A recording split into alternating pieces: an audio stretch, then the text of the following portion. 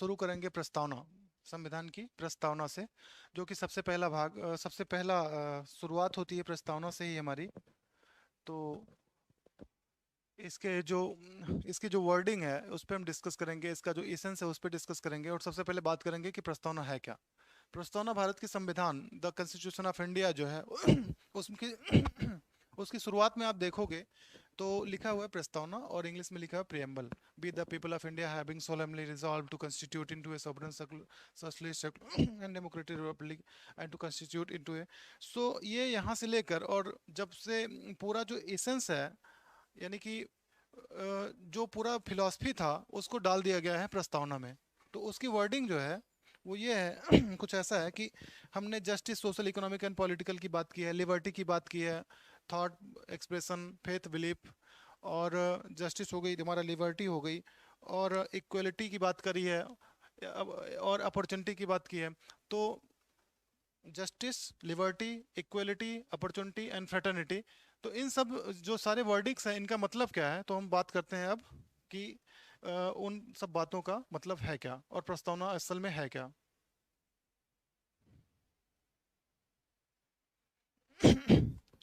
जो संविधान निर्माताओं ने सोचा कि जो हम अपना अपने संविधान में रखना चाहते हैं, जो मूलभूत गुण रखना चाहते हैं कि हमारा संविधान कैसा होगा, कि संविधान को एक बार देख के पता चल जाए कि संविधान की फिलॉसफी क्या है, उन सबको कलेक्ट करके हमने संविधान में डाल दिया।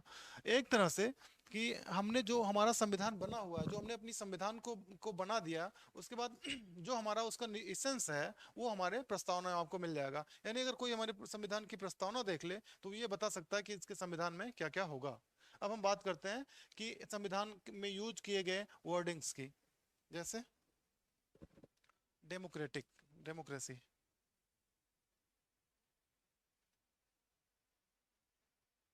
डेमोक्रेसी इसका मतलब होता है लोकतंत्र।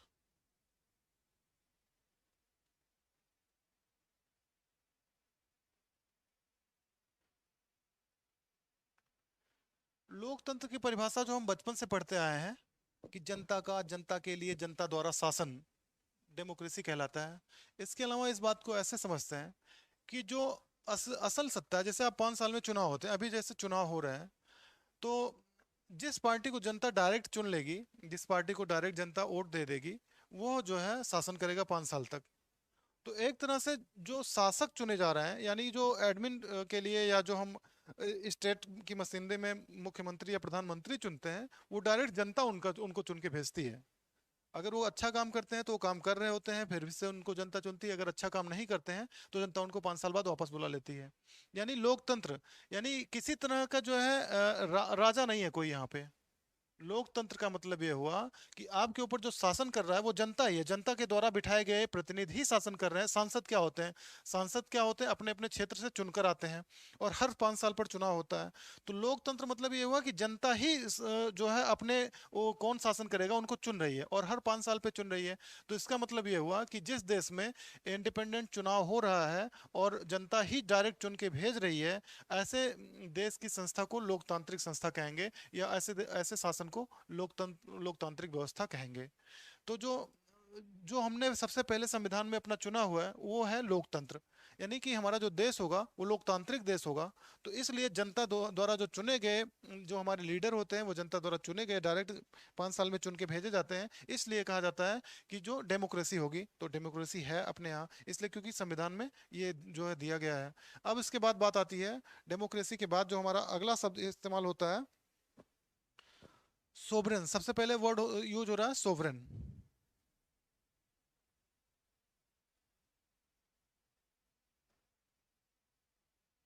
सोवरेन,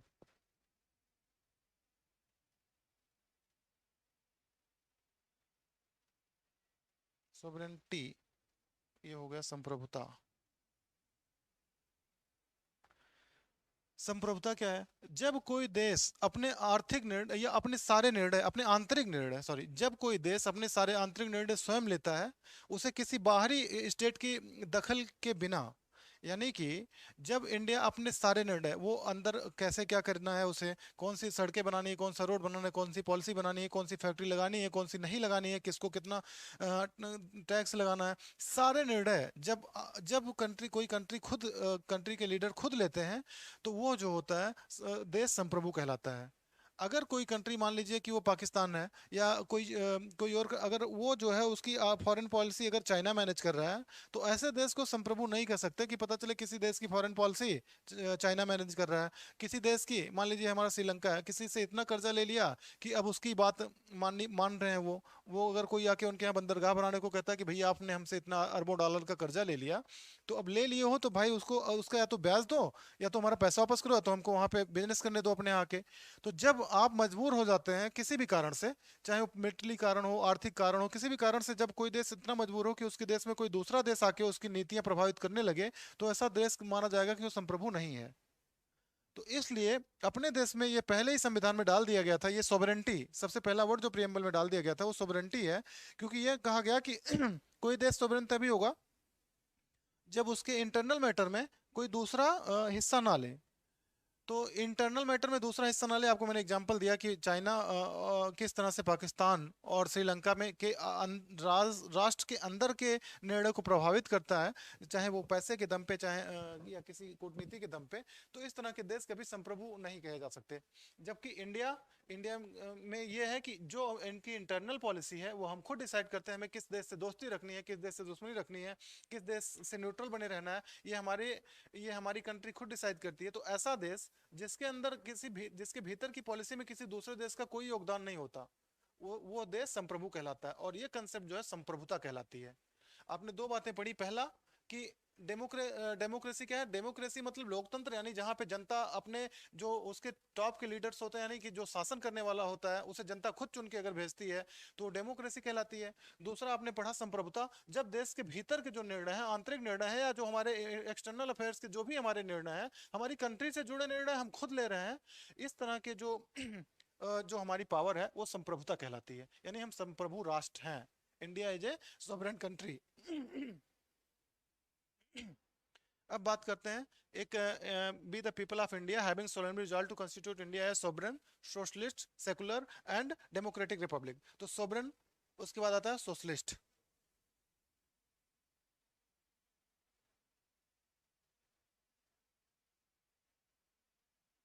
सोशलिस्ट मीन्स होता है कि जहां पे एक बराबर की अर्थव्यवस्था चले, यानी कि प्राइवेट वर्ग भी मौजूद हो और पब्लिक भी मौजूद हो। मतलब गवर्नमेंट जैसे अंबानी भी हो वहाँ पे और सरकारी रेलवे भी हो वहाँ पे।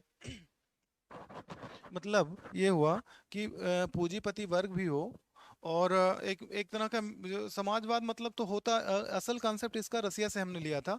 ये इसका मतलब ये हुआ कि जो गवर्नमेंट के ऑर्गेनाइजेशंस होंगे वो भी अपना अपना जो है बिजनेस प्रोवाइड करेंगे, और प्राइवेट ऑर्गेनाइजेशन में भी एक बैलेंस बना के चलेंगे। तो मतलब ये हुआ कि सारी मशीनरी जो होगी, जो एडमिन की मशीनरी है, उसके साथ साथ अगर दोनों दोनों फले फूले, इस तरह के जो कंसेप्ट होते हैं उनको समाजवाद के अंदर रखा जाता है। कि यानी प्राइवेट पूंजीवादी कोई अगर है वो भी अपना काम कर सकता है, और गवर्नमेंट का जो बिजनेस है वो भी अपना काम हो सकता, गवर्नमेंट वो भी साथ साथ कर रही है। तो एक तरह से कोई रोक टोक नहीं है, प्राइवेट और सरकारी दोनों फल फूल रहे हो अगर, तो एक तरह से ये समाजवाद के अंदर समाहित होता है। अब एक होता है वर्ड सेकुलर। अपने प्रियम्बल में एक शब्द दिया गया है सेकुलर, देख लेते हैं उसका क्या मतलब होता है सेकुलर।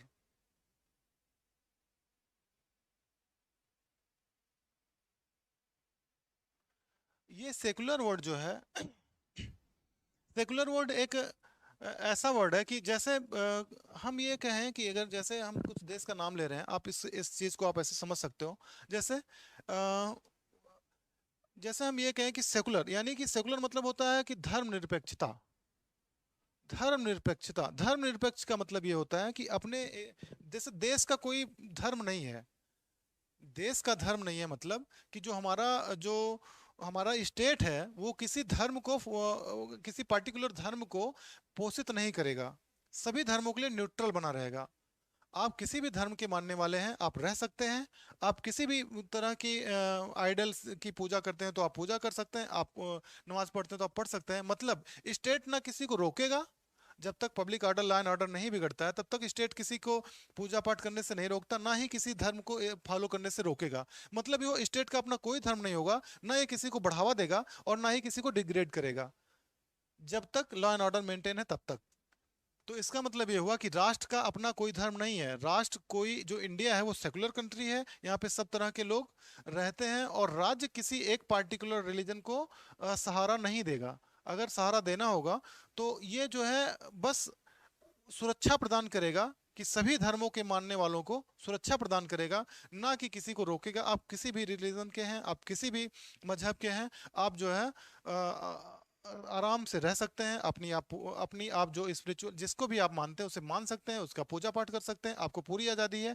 बस राज्य किसी रिलीजन को फॉलो नहीं करेगा या राज्य किसी रिलीजन को एक्स्ट्रा केयर नहीं करेगा। बस वो धर्म निरपेक्ष, एक तरह से धर्म निरपेक्षता का मतलब यही होता है कि राज्य का कोई अपना एक पार्टिकुलर धर्म नहीं होगा, वो सभी धर्मों को समान रूप से देखेगा। यानी कि धर्म समभाव, ये महात्मा गांधी ने एक वर्ड यूज किया था, सर्वधर्म समभाव। तो सर्वधर्म समभाव का मतलब ही यही होता है कि सर्व सभी धर्मों को समान मानना। तो एक तरह से धर्म निरपेक्षता का जो विस्तृत अर्थ हम कह सकते हैं कि सर्वधर्म समभाव, जो महात्मा गांधी के द्वारा दिया गया टर्म था। उन्होंने कहा था कि ये जो सेकुलरिटी है ये एक तरह से पंथ निरपेक्षता नहीं है कि राष्ट्र किसी धर्म को नहीं मानेगा। राष्ट्र जो है, राष्ट्र के लिए सभी धर्म समान होंगे, ये इस सेकुलर वर्ड का मतलब है, जो कि महात्मा गांधी जी द्वारा कॉइन किया गया था। सर्वधर्म संभाव, सर्वधर्म संभाव। इसके अलावा एक वर्ड आता है रिपब्लिक।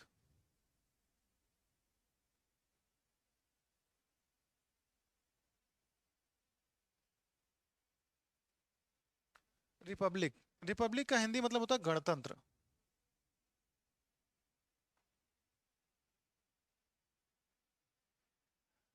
गणतंत्र कई लोग लोकतंत्र और गणतंत्र में कंफ्यूज होते हैं, तो इसलिए यहाँ पे डिस्कस करना जरूरी है कि गणतंत्र का मतलब देखिए मोनार्की, जहाँ पे एक राजा शासन कर रहा है, सपोज एक राजा शासन कर रहा है, तो उस राजा ही सर्वोच्च होगा अपने राज्य में। उसके बाद उसका जो बेटा होगा वो राजा बन जाएगा, या जो वंशानुगत हेरिडेटरी राजा के वंशानुगत जो चलाता है पोस्ट, उसे हम कहते हैं मोनार्की या अथवा राजशाही कहते हैं। तो जो राजशाही के खिलाफ जो अपोजिट उसका वर्ड हम देखेंगे वो होता है गणतंत्र। यानी कि राजा का जो बेटा है वो राजा, राजा का जो बेटा है वो अभी राजकुमार है, जब राजा नहीं रहेंगे तो वो राजा। यानी कि ये जो राजा और राजकुमार वाली प्रथा है, इसका जो अपोजिट होगा, यानी अभी जो राष्ट्रपति है यहाँ पे, राष्ट्रपति राष्ट्रपति का बेटा जो है वो राष्ट्रपति नहीं होगा। मतलब ये हुआ कि अगर गणतंत्र है कहीं पे, तो देखिए गणतंत्र में अपने देश में क्या है, राष्ट्रपति की पद संवैधानिक रूप से सर्वोच्च किसका किसको माना गया है, राष्ट्रपति को सबसे ऊपर माना गया है। सबसे बड़ा पद यानी फर्स्ट मैन ऑफ इंडिया राष्ट्रपति माना जाता है। सबसे ज्यादा पावरफुल जो होता है, तीनों सेनाओं का मालिक होता है, वो कौन है, सर्वोच्च जो है राष्ट्रपति को पावर दी गई है। संवैधानिक रूप से सबसे ज्यादा ताकतवर राष्ट्रपति होता है इंडिया जैसे अपने देश में। अब आप ये सोचिए कि और अपने देश में राजा भी सर्वोच्च होता है। तो यानी एक तरह से अगर हम राजा और राष्ट्रपति की कंपेयर करते हैं तो हम पाते हैं कि राजा का बेटा जो होता है वो राजा होता है, क्योंकि वहां पे हेरिडिटरी चलता है, वंशानुगत चला आ रहा होता है। लेकिन इंडिया जैसे देश में राष्ट्रपति का बेटा राष्ट्रपति नहीं, राष्ट्रपति वो होगा जो चुना जाएगा जनता के द्वारा। प्रतिनिधि संसद और विधायक चुने जाते हैं, और सांसद और विधायकों के द्वारा राष्ट्रपति चुना जाता है। यानी कि कहीं ना कहीं चुनाव की प्रक्रिया से राष्ट्रपति चुने जाते हैं। तो इस प्रकार से इनडायरेक्ट इलेक्शन के द्वारा राष्ट्रपति का चुनाव किया जाता है, ना कि वो हेरिडिटरी नहीं आते, यानी राजा का वो वंशानुगत नहीं होते। अपने यहाँ जो राष्ट्रपति होता है, यानी राष्ट्र का जो सर्वोच्च पद है, वो चुने जाते हैं, जनता के द्वारा चुने गए प्रतिनिधियों के द्वारा चुने जाते हैं। इसलिए वो जो है वंशानुगत ना होकर उसे कहते हैं रिपब्लिक, गणतंत्र। यानी कि गण गण माने होता है जनता, यानी जनता के द्वारा चुने गए प्रतिनिधि।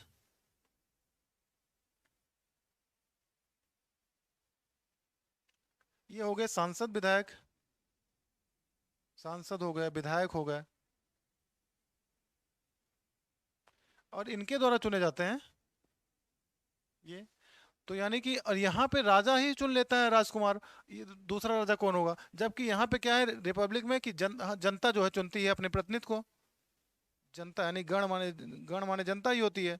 तो गण मीन्स जनता, जनता चुनती है अपने प्रतिनिधियों को, सांसद विधायक चुन लेते हैं राष्ट्रपति को।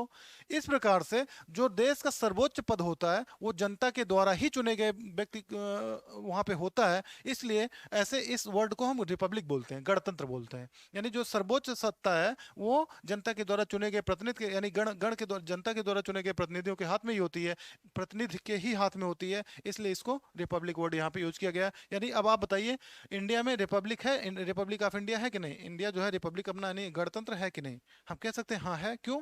क्योंकि जो राष्ट्रपति हैं हमारे, वो सांसद विधायक यानी कि जो उनकी जो एक इलेक्टोरल कॉलेज होता है जिसमें सांसद और विधायक शामिल होते हैं, उनके द्वारा चुने जाते हैं। और सांसद विधायक डॉक्टरी जनता के द्वारा चुने जाते हैं। इसलिए कहा जाता है कि इंडिया में गणतंत्र है। और जो सांसद विधायक हैं यानी कि जो शासन का हेड होता है वो प्रधानमंत्री होता है। और प्रधानमंत्री और उसके अदर सांसद डायरेक्ट जनता के द्वारा चुने जाते हैं, इसलिए वहां पे लोकतंत्र होता है। तो आप इस बात को समझ सकते हैं कि जो देश का सर्वोच्च पद है वो जनता के द्वारा चुने गए प्रतिनिधियों से इनडायरेक्ट रूप में राष्ट्रपति चुन लिया जाता है। तो इसलिए गणतंत्र की स्थापना हो जाती है। और लोकतंत्र की बात अगर करें तो ये जनता के द्वारा सांसद और विधायक चुने जाते हैं, जो कि मुख्यमंत्री जिनमें से और प्रधानमंत्री होते हैं। तो इसलिए जो शासन का सर्वोच्च पद प्रधानमंत्री और मुख्यमंत्री होता है, ये भी जनता के द्वारा डायरेक्ट रूप से चुने जाते हैं। इसलिए हम इनको कह सकते हैं कि ये लोकतंत्र और गणतंत्र दोनों इंडिया में है। अब संप्रभुता है क्योंकि हम हमारे इंटरनल मैटर में कोई दूसरा देश हिस्सा नहीं ले रहा है, इसलिए यहाँ पे संप्रभुता भी है। और अगर बात करें सोशलिस्ट की, तो यहाँ पे दोनों प्राइवेट भी और पब्लिक भी दोनों फल फूल रहे हैं। तो इसलिए जो है हम ये कह सकते हैं कि हमारे यहाँ सोशलिस्ट व्यवस्था भी है। तो अब हम इस चीज़ से आगे बढ़ते हैं।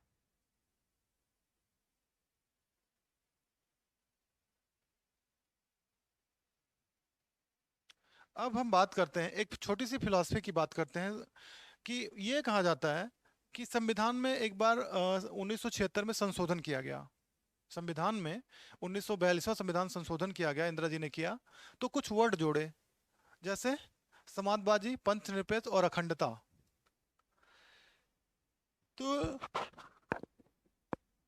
कुछ विद्वानों ने ये कहा कि प्रियम्बल में बिना संविधान में संशोधन किए प्रियम्बल में संशोधन किया जाना संविधान के साथ एक धोखा है। इस कंसेप्ट को समझते हैं, मेरी बात ध्यान से सुनिए। संविधान के भाग में संशोधन किए बिना प्रियम्बल में संशोधन करना संविधान के साथ एक धोखा है। ऐसा उन्होंने क्यों कहा? सपोज करिए कि हम प्लान बनाते हैं कहीं घूमने जाने का। हम सोचते हैं कि हम जाएंगे, मुंबई घूमेंगे, गोवा घूमेंगे, और साउथ में जाएंगे केरला। गोवा मुंबई, और मुंबई गोवा केरला घूमने का हमने प्लान बनाया। लेकिन वहां पे जाने के बाद हमने अपने प्लान में लिख लिया मुंबई गोवा और केरला। लेकिन वहां पे जब हम गए तो मुंबई और गोवा में हम इतना थक गए कि हम सोचे कि अब हम वापस घर जाते हैं। तो हम केरला नहीं घूमे।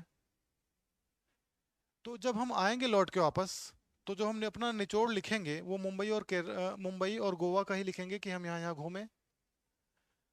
तो यही उन्होंने थिंकर ने कहा कि जब आप जो आप घूम के आए वही तो आप प्रियम्बल में लिखोगे कि आप कहाँ कहाँ घूमे। मतलब ये आप प्रियम्बल में तब आप लिखोगे कि हम मुंबई घूमे और गोवा घूमे, केरला नहीं घूमे। लेकिन आप पहले से लिख के बैठे हो, आपने कि जो है अपना वही केवल अगर एडिट कर दे कोई आके कि नहीं हम मुंबई घूमे, गोवा घूमे और केरला भी घूमे, तो ये गलत होगा ना। इसीलिए कहा गया कि बिना संविधान में संशोधन किए आप प्रियम्बल में संशोधन नहीं कर सकते। तो इसीलिए इसको एक थिंकर है उन्होंने कहा था कि बिना जो है प्रियम्बल में संशोधन करना, वो भी बिना भागों में, जो संविधान के भाग हैं उनमें संशोधन किए बिना, अगर आप प्रस्तावना में जो इंदिरा गांधी को के लिए वो वर्ड यूज किया था उन्होंने, जब 42वां संविधान संशोधन हुआ था जिसे मिनी संविधान भी कहा जाता है 1976 में, तब उन्होंने ये शब्द यूज किए थे कि आप मैडम आपने तो संविधान में संशोधन कुछ किया नहीं तो प्रियम्बल में भी नहीं कर सकते। जबकि संविधान में संशोधन किया गया था, समाजवादी, पंथनिरपेक्ष और अखंडता शब्द जोड़े गए थे। तो फिर अब हम आगे बढ़ते हैं संविधान पे की ओर। अच्छा, संविधान का जो वो ये जो वर्ड है इसका मतलब जो होता है प्रियम्बल, इसका मतलब तो एक तो यही मतलब है प्रस्तावना, आप देख रहे हैं। इसका दूसरा मतलब होता है इसेंस अथवा सार। तो यानी जो संविधान बन गया है, पूरा जो भाग है उसके, उससे जो सार निकल के आ रहा है वो प्रियम्बल में दिया गया है। ना कि प्लान। प्लान नहीं, हम क्या संविधान बनाने जा रहे हैं या क्या बनाना चाहते हैं, ये प्लान नहीं है। वो प्लान प्रियम्बल वो प्लान नहीं है कि जो हम संविधान बनाने जा रहे थे वही हम प्रियम्बल में डाल दिए, ऐसा नहीं है। प्रियम्बल एक प्लान नहीं है, प्रियम्बल है एसेंस, प्रिल्यूड, एक तरह सार। सार जो होता है मतलब जो हमने बना दिया, उससे जो निचोड़ निकल के आया वो हमने प्रियम्बल, यानी कि उसका जो इमेज है वो हमने प्रियम्बल में लिखा। अगर आप सोचिए कि अगर आप कुछ काम करते हो फाइनली और उसका निचोड़ कहीं लिखते हो, तो वो एक तरह से प्रियम्बल में आ गया। अब अगर हम प्रियम्बल में पहले एडिट करें तो वो गलत होगा ना। पहले हम संविधान में जाके संशोधन करेंगे, फिर जो उसमें जो मेन मेन संशोधन हुआ रहेगा, अगर कुछ हुआ रहेगा, और तब यहाँ पे आके वो लिख देंगे कि हाँ अब ये बदल के ये हो गया। तो इसीलिए अगर कोई संविधान आपसे कहे कि संविधान के प्रियम्बल में अगर हम संशोधन कर रहे हैं, तो ये जो है एक तरह से तो टेक्निकली और फिलोसफिकली वैलिड नहीं है। तो इसीलिए किसी थिंकर ने कहा था कि ये जो है टेक्निकली वैलिड नहीं है।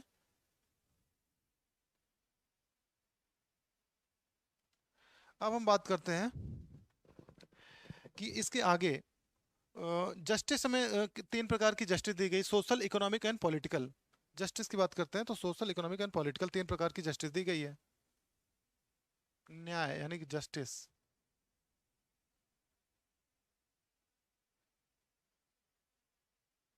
Social, economical and political. न्याय, जस्टिस मीन्स न्याय होता है। न्याय किस तरह का? सोशल, इकोनॉमिकल, सोशल मतलब सामाजिक, इकोनॉमिकल मतलब कि आर्थिक, और पॉलिटिकल यानी सामाजिक, आर्थिक और राजनीतिक न्याय की व्यवस्था की गई है संविधान के द्वारा। संविधान में आप देखेंगे, अभी जब हम इसके पार्ट में जाएंगे, तो इसमें सोशल वर्ग जो वंचित रह गए हैं, जैसे देखिए अनुच्छेद 14 कहता है सबको समानता, विधियों के समान संरक्षण है, और विधियों का समान संरक्षण, और सभी का जो है समान, इक्वल प्रोटेक्शन ऑफ लॉ भी है, equal protection of law, equality before law दोनों है। तो जो संविधान के जो हमारे आर्टिकल्स हैं, उन्होंने इस ये व्यवस्था की है कि सोशल, इकोनॉमिकल एंड पॉलिटिकल न्याय मिलता रहे। सबको चुनाव लड़ने का अधिकार दिया गया है, सबको बिजनेस करने का अधिकार दिया गया है। आप अभी आर्टिकल 19 पढ़ेंगे तो सबको बिजनेस करने का अधिकार दिया गया है, घूमने फिरने की आज़ादी है, और समाज के किसी भी इंसान को, पहले अनुच्छेद 370 था तो जम्मू कश्मीर में जमीन नहीं खरीद सकते थे बाहर के लोग, लेकिन अभी जब धारा 370 हटी है तो उससे समाज का कोई भी तबका जम्मू कश्मीर में भी, यानी कि देश के किसी भी हिस्से में, सिवाय कुछ ऐसे जो आदिवासियों के लिए रिजर्व हैं, जो अभी ऐसी आदिवासी है जहाँ पे या कुछ ऐसे बायोस्फीयर रिजर्व जहाँ पे शेर कुछ कम बचे हैं, जिनसे जिनसे जो है जीव जंतुओं को खतरा, जो लुप्त विलुप्त प्राणी हैं वो लुप्त हो सकते हैं, तो उन छोटे छोटे टुकड़ों को छोड़ के कुछ बायोस्फीयर रिजर्व वगैरह को छोड़ के, या कुछ जहाँ पे आदिमानव अभी भी रह रहे हैं, उनका हो सकता है, कई बार सिविलाइज सोसाइटी के लोग शोषण कर देते हैं वहाँ जाने पे, कैमरे का यूज करते हैं, कैमरा प्रतिबंधित है ऐसी जगहों पे। उनको मतलब जो अभी सोसाइटी से कटे हुए हैं आदिमानव, जिसको हम बोलते हैं, आदिमानव नहीं कह सकते, उनको आदिवासी कह सकते हैं, हम सॉरी, आदिवासी। तो ऐसे लोग जो सोसाइटी, तो उस जगह को छोड़ के बाकी हर जगह जाने का अधिकार है, हर जगह आपको बिजनेस करने का अधिकार है। यानी कि ये जो न्याय की व्यवस्था की गई है संविधान में, वो सोशल, इकोनॉमिकल एंड पॉलिटिकल न्याय की व्यवस्था की गई है। तो यानी कि इसके थ्रू आपको जो है कोई समस्या नहीं होगी, आप चुनाव लड़ सकते हैं, आप बिजनेस कर सकते हैं, आप कहीं भी मूव कर सकते हैं, फ्रीली किसी भी सोसाइटी में रह सकते हैं। अब अगला, liberty of thought expression, faith and belief. Liberty,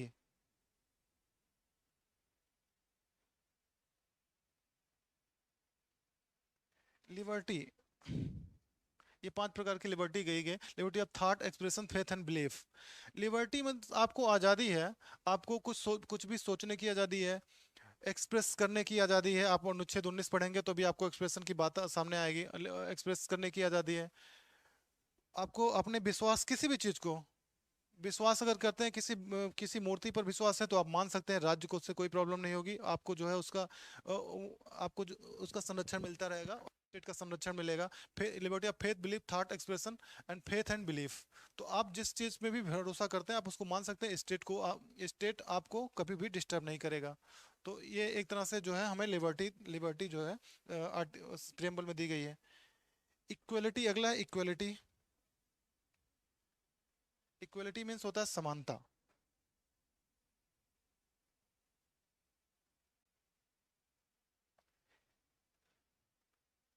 status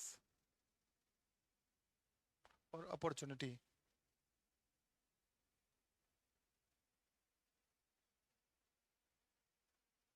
अवसर, अवसर की समानता। अब देखेंगे समानता अनुच्छेद 14, इसके बारे में थोड़ा सा बता देते हैं और बाकी डिस्कस करेंगे। जो अपॉर्चुनिटी और स्टेटस, स्टेटस और अपॉर्चुनिटी की जो समानता की बात यहाँ पे कही गई है, आप ये देखेंगे कि जब अवसर की समानता, अनुच्छेद 16 कहता है कि सरकारी नौकरी में सबको समानता रहेगी। अनुच्छेद 15 कहता है कि धर्म, race, religion, caste, sex, place of birth के आधार पे कोई विभेद नहीं होगा।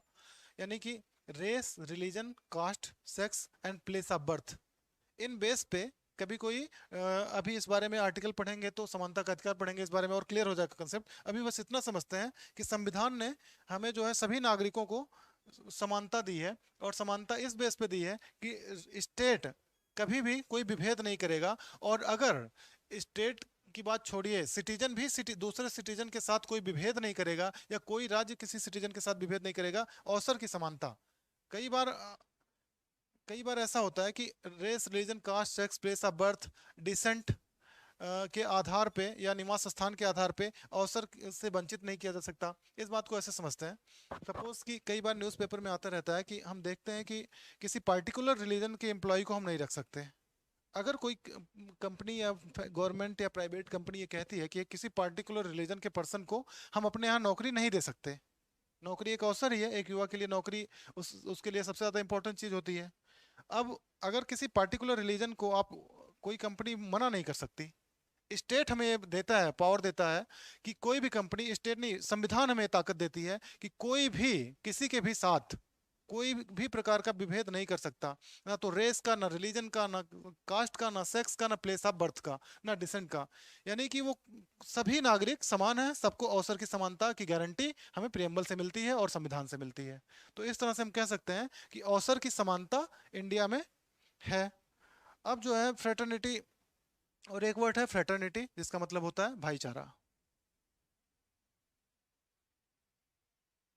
तो अभी हम देखेंगे कि जो है विभिन्न भाईचारा, अभी हम देखेंगे कि विभिन्न जितने भी आर्टिकल हैं, जितने भी हमें अधिकार मिले हैं, उन सब में कहीं ना कहीं यही एक पब्लिक ऑर्डर को मेंटेन करने का एक्सेप्शन जरूर है। यानी कि जहां भी प्रॉब्लम हो सकती है, चाहे, तो वहां पे हमेशा भी लिखा गया है, हमारे मूल कर्तव्य में भी लिखा गया है कि हमें जो है भाईचारे को बढ़ावा देना है। और हर जगह कोई भी अधिकार आपको मिलते हैं तो उसके साथ साथ कुछ कर्तव्य मिलते हैं, तो ये हमारे मूल कर्तव्य में भी शामिल किया गया है कि जो है सभी बंधुत्व की भावना को बढ़ावा देंगे। तो एक तरह से जो हमारे संविधान का पूरा जो फिलॉसफी है, एसेंस है, वो हमारे प्रियम्बल में डाल दिया गया है। तो इस तरह से संविधान की वर्डिंग है। अगर इस एक बार इसको रिकैप करते हैं जल्दी से। मतलब प्रियम्बल मतलब होता है प्रस्तावना, प्रस्तावना का मतलब होता है इसेंस अथवा सार, यानी जो पूरा संविधान बना है उसका जो सार है वो हमने प्रियम्बल में डाला है। प्रियम्बल में संप्रभुता है, स्वतंत्रता है, सेकुलरिज्म है, यानी कि स्वतंत्रता, गणतंत्र, स्वतंत्र मतलब जनता द्वारा चुने गए लोग होंगे सबसे टॉप पोजीशन पे। गणतंत्र मतलब जो देश का राष्ट्राध्यक्ष होगा वो राजा ना होकर जनता के चुने गए प्रतिनिधि होंगे, तो एक तरह से गण माने जनता होती है, तो गणतंत्र यानी राष्ट्रपति के लिए वर्ड यूज किया जाता है। राष्ट्रपति जो है जनता के द्वारा चुना जाएगा, तो इसलिए वहां जिस जिस देश में राष्ट्रपति जनता के द्वारा डायरेक्ट अथवा इनडायरेक्ट चुना जाता है उस देश को गणतंत्र बोला बोला जाएगा।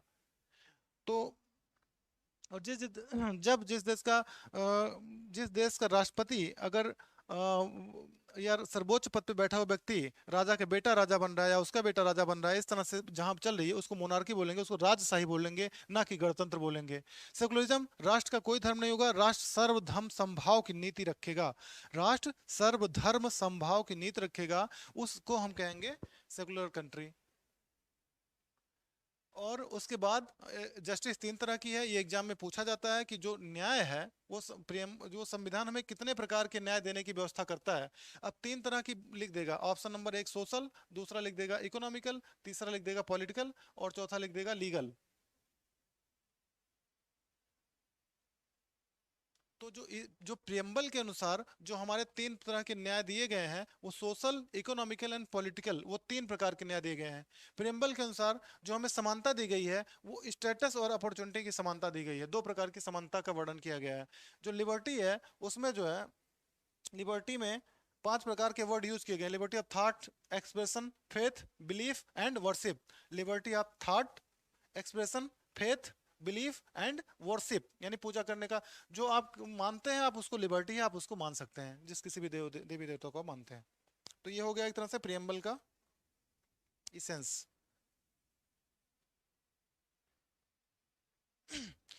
संविधान बना 26 नवंबर 1949 को बन के पार्सली ये तैयार हो गया था कि इस पे कुछ इसके हिस्से काम में लाए जा सकते हैं। तो 26 नवंबर 1949 को इसको हम पार्सली लागू कर देते हैं। लेकिन चूंकि नेहरू जी ने 1930 में 26 जनवरी 1900 ये मान लिया था रावी नदी के तट पे, लाहौर लाहौर में रावी नदी के तट पे ये माना था कि जब भी हमारा देश आजाद होगा तो हम 26 जनवरी के दिन से हम उसको, वो उसी समय से 26 जनवरी को आजादी का दिवस मनाते हुए चले आ रहे थे। उनका सपना था कि हम जो है ये स्वतंत्रता दिवस की तरह से ही मनाएंगे अब इसको, और जब भी हमारा देश आजाद होगा तो हम इसे लगातार कंटिन्यू करते चले जाएंगे। तो जब 26 जनवरी 1950 को इसी वजह से 26 जनवरी का दिन चुना गया संविधान को पूरी तरह से लागू करने के लिए।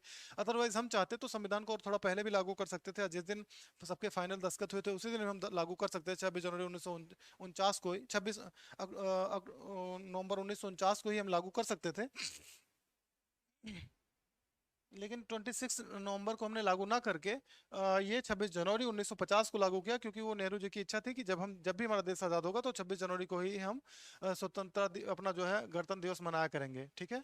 तो स्वतंत्रता दिवस 15 अगस्त को मनाते हैं क्योंकि उस दिन अंग्रेज गए थे, लेकिन संविधान को हमने पूरी तरह से लागू किया 26 जनवरी को ही, क्योंकि हमारे फोर ग्रैंडफादर का या जो हमारे फ्रीडम फाइटर्स का ये सपना था कि हम 26 जनवरी से ही मनाते चले आए थे, तो इसलिए 26 जनवरी को ही वो दिन चुना गया। अच्छा, एक और वर्डिंग है कि B the people of India. संविधान में एक लाइन है B the people of India, सबसे पहला वर्ड जो है वो क्यों है? हुआ ये था कि होना ये था कि जब संविधान हम बना लेते तो हमें वो चीज भेजी जानी थी ब्रिटेन की पार्लियामेंट में कि वहां से पास होके आ जाए। तो अम्बेडकर साहब को ये लगा कि जब संविधान हम बना रहे हैं तो हम किसी और से परमिशन क्यों लेने जाएं, और फिर ये प्रभुता कहाँ रह जाएगी फिर। अगर हमारे लोग संविधान बना रहे हैं, हम किसी और देश से वो सैंक्शन कर लेके आ रहे हैं, किसी देश से पास करवा के ला रहे हैं, तो फिर उसका जो है ये हिस्टोरिकल इंपॉर्टेंस क्या रह जाएगा। हिस्ट्री में तो ये दर्ज हो जाएगा कि हाँ ब्रिटेन की, भारत के संविधान पे ब्रिटेन की संसद ने फला डेट में दस्तखत किए थे। तो इस चीज से बचने के लिए और संप्रभु देश को संप्रभु वास्तव में फील कराने के लिए अंबेडकर जी ने कंसेप्ट यूज किया कि we the people of India, be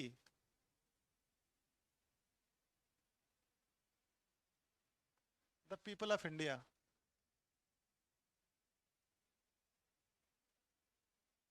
people of India.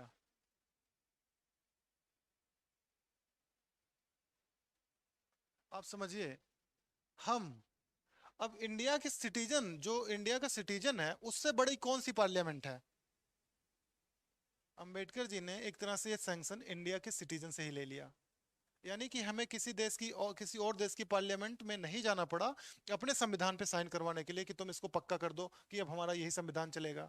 हमने क्या किया कि हमने अपने ही देश के लोगों से, नागरिकों को जो है से ही सैंक्शन ले लिया।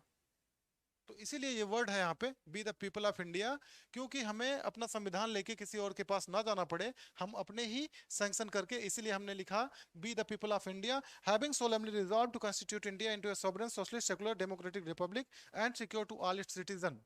फिर हमने बात की जस्टिस, लिबर्टी और इक्वलिटी, फ्रेटर्निटी। और फिर हमने जब जो जिस तिथि को लॉन्च किया था संविधान अपना पार्शियली थोड़े में 26 नवंबर 1949 को, और उसके बाद पूरी तरह से 26 जनवरी 1950 को। तो इस तरह से संविधान का ये जो प्रियम्बल है हमारा, आप इसको ध्यान रखना कि दो बातें सबसे महत्वपूर्ण है। एक तो हमने खुद सैंक्शन किया हुआ B the people of India, हमने किसी ब्रिटेन की पार्लियामेंट में नहीं भेजा कि आप इसको पास करके हमें वापस भेज दो। तो इंडिया की जनता ने खुद इसको पास किया है, ये संविधान। तो यानी कि इंडिया में क्या है कि संविधान जो है सर्वोच्च है, क्योंकि जनता ने इसको फाइनल कर दिया है। और इसका संरक्षक, जैसा कि आप हम पढ़ चुके हैं पहले भी, इस संविधान का जो कस्टोडियन है वो सुप्रीम कोर्ट है। और इसको जो इनके सिग्नेचर से एक तरह से समझ लो कि ये जिन्होंने इसको पास किया है वो भारत के नागरिक, हम B the people of India, हम यानी हम सभी भारतीय मिलकर ये संविधान बनाया है, न कि किसी ब्रिटेन की पार्लियामेंट के साइन पे पास हुआ है। ये सभी उस समय जितने भी लोग थे हमारे फोर फोर ग्रैंडफादर्स, सबका इसमें योगदान है, और सभी के बेस पर ये जो है B the people of India, यानी कि इंडियन सिटीजन ने इस संविधान को पास किया है। तो मेन बात यही है इसकी।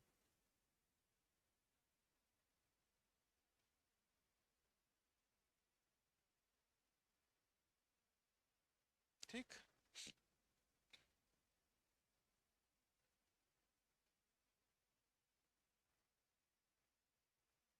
अब हम बात करते हैं भाग की। संविधान में 22 भाग है।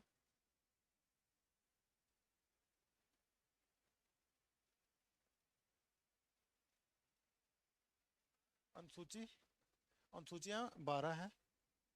शुरुआत में 8 अनुसूची थी, लेकिन वर्तमान में 12 अनुसूची है।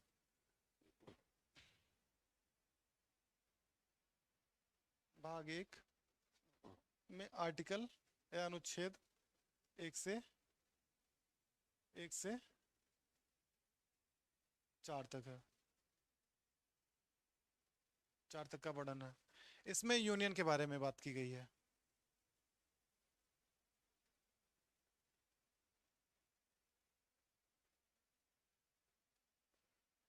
भाग दो,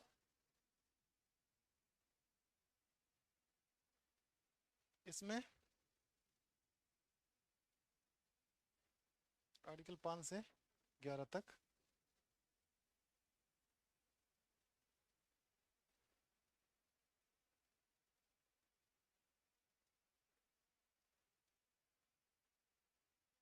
पाँच से 11 तक ये है नागरिकता अथवा सिटीजनशिप।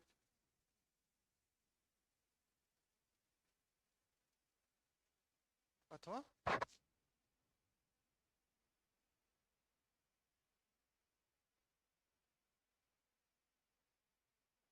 सिटीजनशिप। भाग तीन,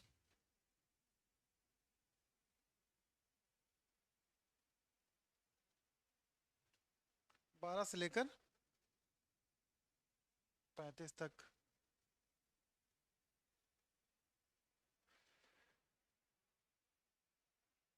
भारत के संविधान के जो प्रारूप समिति के अध्यक्ष थे, जिनको पितामह भी कहा जाता है संविधान का, वो जो है इसको संविधान की आत्मा मानते हैं। क्या है इसमें? इसके अंदर है मूल अधिकार।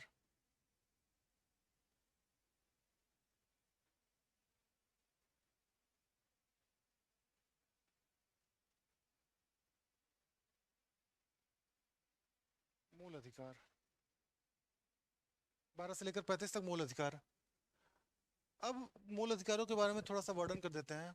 डॉक्टर भीमराव अंबेडकर, जो कि संविधान बनाने वाली सभा में सबसे ज्यादा योग्य माने जाते हैं, जिनको अभी तक सभी ने यही कहा है उनके बारे में कि सबसे ज्यादा जीनियस लॉयर उस टाइम के थे, सबसे ज्यादा पढ़े लिखे व्यक्ति थे। और इसी कारण से नेहरू जी ने उनको प्रारूप समिति का अध्यक्ष यानी ड्राफ्टिंग कमेटी का चेयरमैन बनाया था।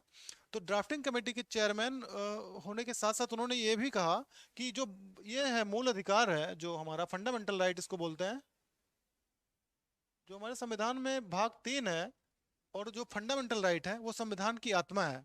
तो आज अभी हम डिस्कस करेंगे इसी आत्मा के बारे में। जितना भी समय हमें हमारे पास बचा है, उतनी देर हम इस संविधान की आत्मा के बारे में डिस्कस करेंगे। इसके अलावा है भाग 4।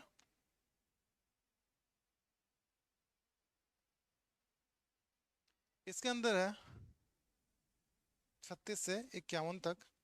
इसको कहते हैं राज्य के नीति निर्देशक तत्व। राज्य के नीति निर्देशक तत्व,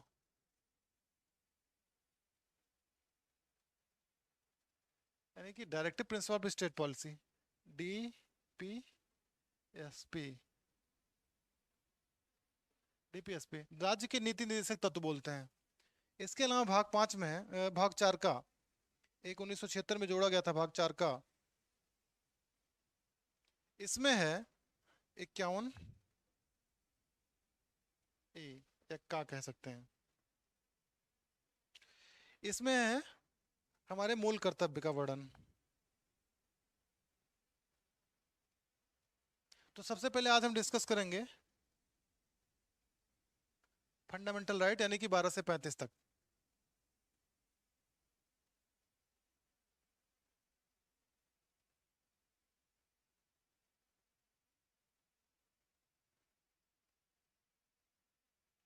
फंडामेंटल राइट, मूल अधिकार,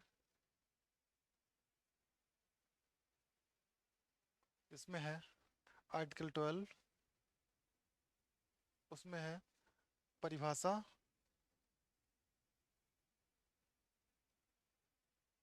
स्टेट की, स्टेट की परिभाषा है आर्टिकल 13। इसमें आर्टिकल 13 में विधियों का अल्पीकरण, कोई भी अगर विधियों का अल्पीकरण जिसको हम पहली कक्षा में पढ़ चुके हैं, विधियों का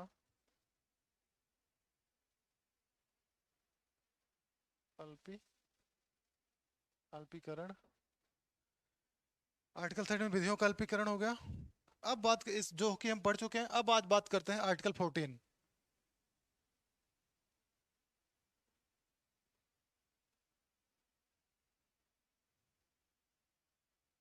चौदह से 18 तक समानता का अधिकार।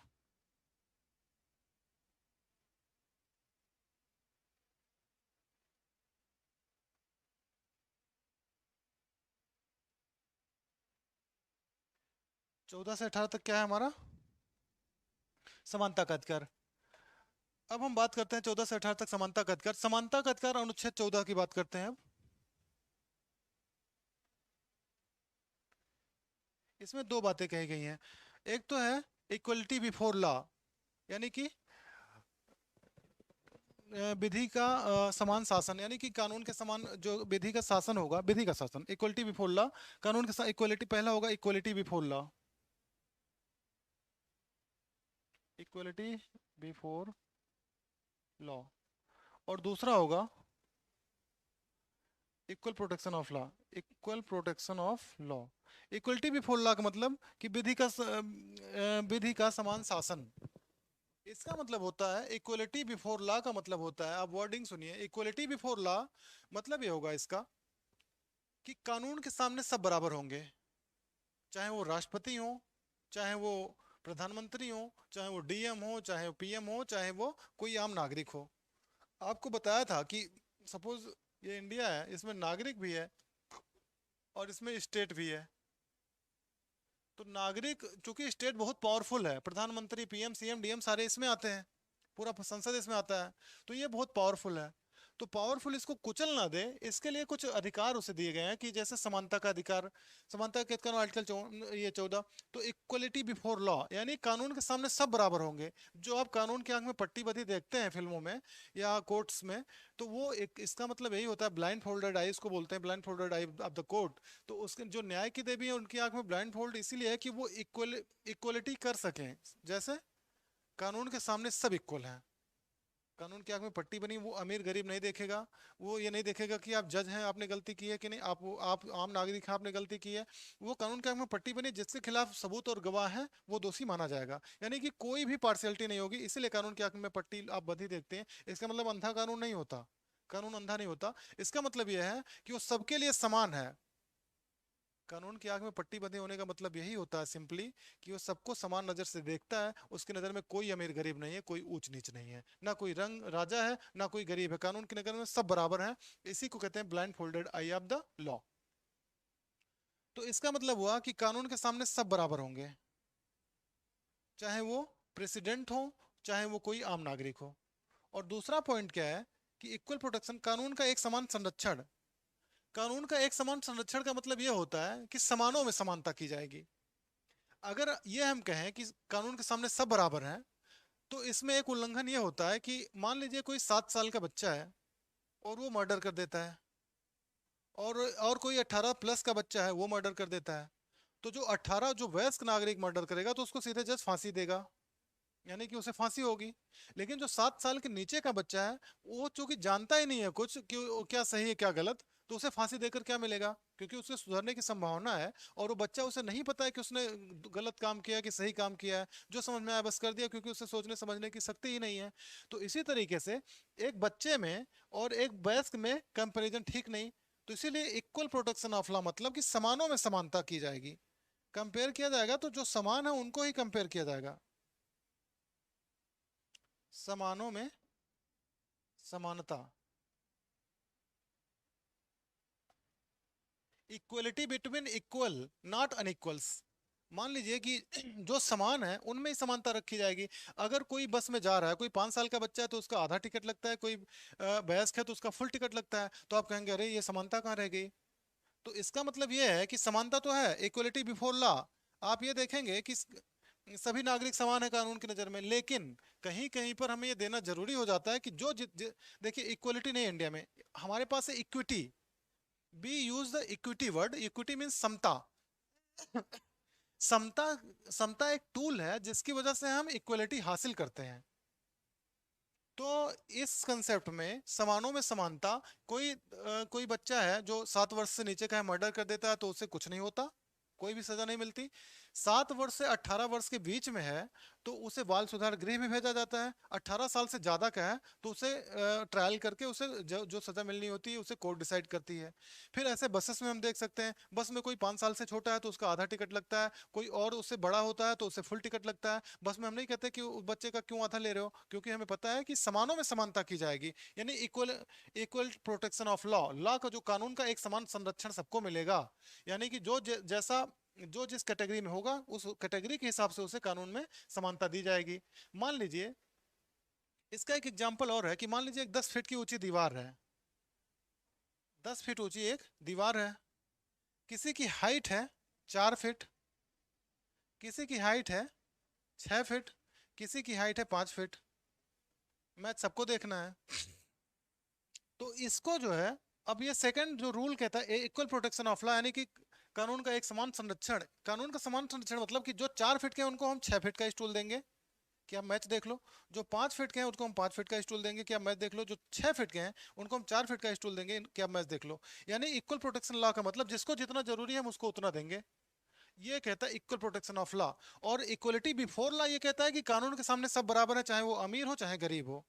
यानी कि अमीर गरीब पद प्रतिष्ठा का कोई डिफरेंस नहीं होगा, ये पहला रूल कहता है जो कि हमने यूके से लिया हुआ है। ये सेकंड रूल कहता है इक्वल प्रोटेक्शन ऑफ लॉ मतलब कानून का एक समान संरक्षण। इसका मतलब सीधा सीधा ये होगा कि समानों में समानता देखी जाएगी। जैसे मैंने बच्चे का एग्जांपल दिया कि छोटा बच्चा है 7 साल के नीचे, उसे कोई सजा नहीं होती चाहे वो मर्डर भी कर दे। 7 साल से 18 साल से नीचे का है, 7 साल से ऊपर का है तो उसे बाल सुधार गृह में भेजा जाएगा। अगर कोई वयस्क मर्डर करता है तो उसके लिए कानून के द्वारा जो भी सजा होगी वो दी जाएगी। मतलब ये हुआ कि जो समान है उनमें समानता दी जाएगी, यानी जो 5 साल के बच्चे हैं उनको अलग कैटेगरी में रखा जाएगा, जो 5 से 17 साल के उनको अलग दृष्टि से देखा जाएगा, और जो उसके ऊपर है उसको अलग दृष्टि से देखा जाएगा। तो आई होप ये कंसेप्ट आपको समझ में आ गया होगा कि समानों में समानता अगर हमें जो है वो इक्वल प्रोटेक्शन ऑफ लॉ, कानून का एक समान संरक्षण मतलब यही होता है कि समानों में समानता देखी जाएगी, ना कि असमानों में समानता। तो equality, we will check the equality between the equal people, not we will check the equality between the unequal people. तो आई होप ये कंसेप्ट आपको समझ में आ गया होगा कि जो 4 फीट जिसकी लंबाई है उसे 10 फीट दीवार के, 10 फीट ऊंची दीवार पे मैच देखने के लिए हम उसको 6 फीट का स्टूल देंगे। जो 5 फीट का है उसे 5 फीट का देंगे, जो 6 फीट का है उसे 4 फीट का देंगे, ताकि वो मैच देख सके। तो यानी कि हम ये कंसेप्ट जो है 4 फीट देने का, 5 फीट देने का, 6 फीट का स्टूल देने का, इसे हम कहते हैं इक्विटी। इक्विटी मीन समता। हमारे यहाँ समता दी गई है, और इसलिए उसका जो कि टारगेट है इक्वलिटी अचीव करने का टारगेट है, लेकिन है इक्विटी। हम इक्विटी के माध्यम से इक्वलिटी हासिल करना चाहते हैं, और ये जो कंसेप्ट है ये इक्विटी है, ना कि इक्वलिटी। अगर इक्वलिटी होती तो हम सबको सेम सेम सेम हाइट का स्टूल देते, लेकिन हमने सबको उतना, हमने जो उतना दिया है जितना जरूरी है। ये कंसेप्ट कहलाता है इक्विटी, यानी कि समता। हमने समता टूल का इस्तेमाल किया ताकि इक्वलिटी ला सके। तो आई होप ये बात समझ में आ रही होगी कि समानों में समानता, ये जो कंसेप्ट दिया गया है ये कहीं ना कहीं एक इक्विटी शो करता है, और इस इक्विटी के माध्यम से हम इक्वलिटी लाने का प्रयास करते हैं। तो एक बात ध्यान रखना होगा हमें कि जो इक्वलिटी वर्ड यूज किया गया संविधान में, वो इक्वलिटी वर्ड हमें दी नहीं गई है, हमें इक्विटी मिली है, और इक्विटी के माध्यम से हम इक्वलिटी लाने का प्रयास कर रहे हैं। तो ये है हमारा अनुच्छेद 14। अब हम बात करते हैं अनुच्छेद 15 के बारे में।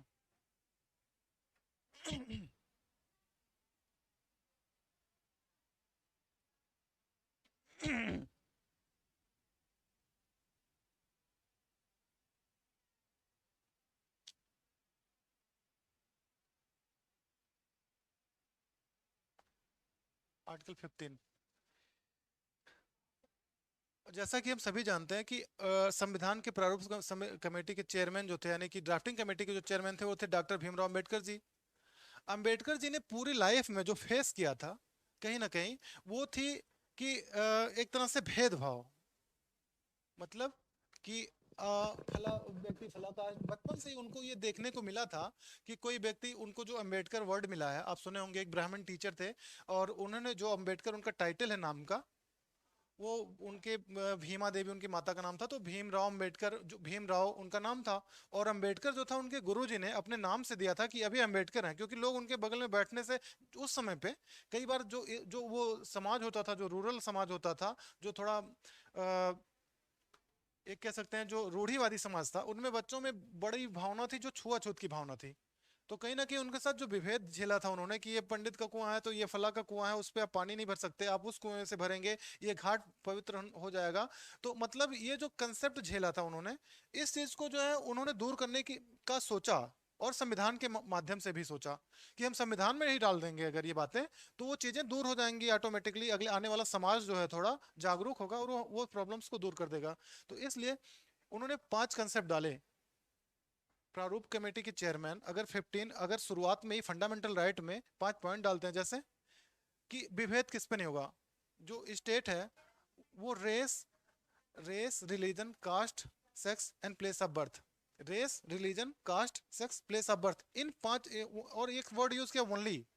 स्टेट जो है इन पांच पांच बातों पे, केवल इन 5 बातों पे कोई भी भेद नहीं करेगा। इसका आप मतलब ये भी समझ सकते हैं, इन्होंने लिखा है state, race, religion, caste, sex, place of birth, in 5 matter पे, इन ओनली लास्ट में एक वर्ड यूज किया हुआ है कि इन 5 बातों पे, केवल इन 5 बातों पे स्टेट कोई विभेद नहीं करेगा, यानी कोई भेदभाव नहीं होना चाहिए। Race, religion, caste, sex, place of birth, in in चीजों के आधार पे, किसी के जन्म स्थान के आधार पे कोई विभेद नहीं करोगे आप। और एक वर्ड इसमें यूज किया गया वॉल, टैंक, और मनोरंजन के कहीं अगर मान लीजिए कोई जगह है होटल, ये वॉल टैंक मतलब कि कुआं, कोई कुआं है या घाट है, क्योंकि ये चीज उन्होंने बचपन से ही झेली थी, या कोई मनोरंजन की जगह है, मनोरंजन के का प्लेस है, मनोरंजन का जगह है। लेकिन जैसे कोई स्विमिंग पूल है, अगर सरकारी स्विमिंग पूल है, अगर गवर्नमेंट का स्विमिंग पूल है, तो उसमें किसी भी नागरिक को कोई भी मना नहीं कर सकता, कोई भी रोक नहीं सकता। हाँ, ये बात अलग है अगर आपका पर्सनल स्विमिंग पूल है, प्राइवेट आपका आपकी प्राइवेट संपत्ति है कुछ, तो आप उसमें मना कर सकते हैं कि आप उसमें कोई बाहरी व्यक्ति ना आए। लेकिन अगर स्टेट ऑन वो स्विमिंग पूल है, तो आप किसी भी जगह पे, ना कुएं पे, घाट पे, इस जगह पे, ये चूंकि ये जो जगह आप दिख रही हैं, ये इसको अम्बेडकर जी ने खुद कहीं ना कहीं इसको अपनी आंखों से देखा था कि इस जगहों पे विभेद होता है, इसीलिए उन्होंने साफ साफ मना कर दिया कि रेस, रिलीजन, कास्ट, सेक्स और प्लेस ऑफ बर्थ, इन, और ओनली भी एक वर्ड इस्तेमाल किया कि इन पांच इन 5 बातों पे आप विभेद, स्टेट कोई विभेद नहीं करेगा। तो अब ठीक है, आज यहीं पे, आज 15, आर्टिकल 15 पढ़ा के आज रुकते हैं, और फिर इसके बाद में डिस्कस करेंगे बाद में। सो आगे का डिस्कशन बाद में होगा। सर इसको रोक दीजिए।